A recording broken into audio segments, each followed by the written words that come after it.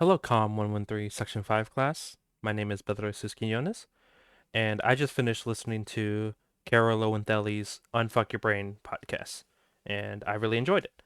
I think she discussed a lot of the problems many, if not all of us, are facing during the pandemic, why they are happening, and how to combat them. So the problem is that many of us have a lot of anxiety and fear coming from the pandemic. While at least some of it can be reasonably justified, much of it is not. So why does this happen?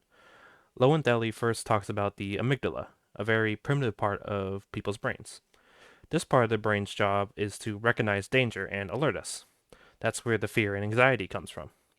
This part of our brain can sometimes be too sensitive, since in the past, when we were all cavemen, being overly cautious led to survival.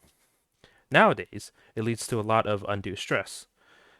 What we need to do is activate our prefrontal cortex, the reasoning part of our brain that is better with understanding larger perspectives and complex thought. She says that we could do this with an exercise that separates the thoughts and the circumstances in our brains. First, there is circumstance. This is the objective reality, the facts.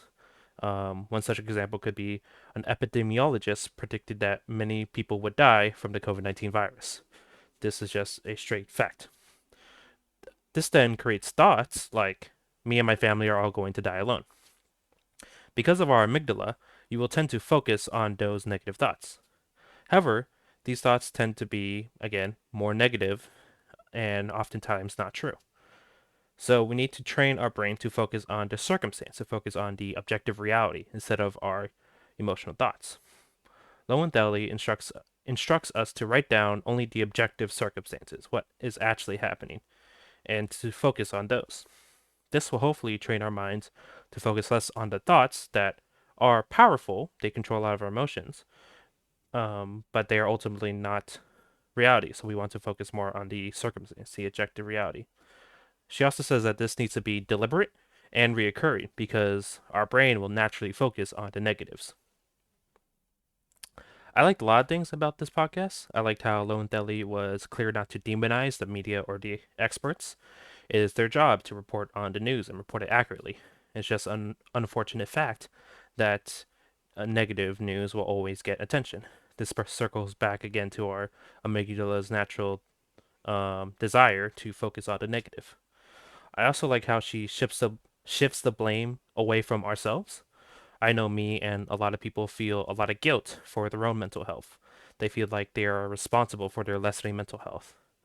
But she makes it clear that the media constantly reporting on negative news and our amygdala doing exactly what it's supposed to do, it's all just natural. It's not our fault. There's nothing we can really do about it except maybe try to train ourselves to be better. So I like how she shifts the blame off of us. Um, Another thing Lowenthal also says is to cut back on social media. And I think this, plus the exercise she described before, can easily relate back to the emotional intelligence from chapter 8. Emotional intelligence is all about training ourselves to resist impulse, regulate what mood, and keep our anxiety from dictating our thoughts and emotions. And I see this in what Lowenthal describes.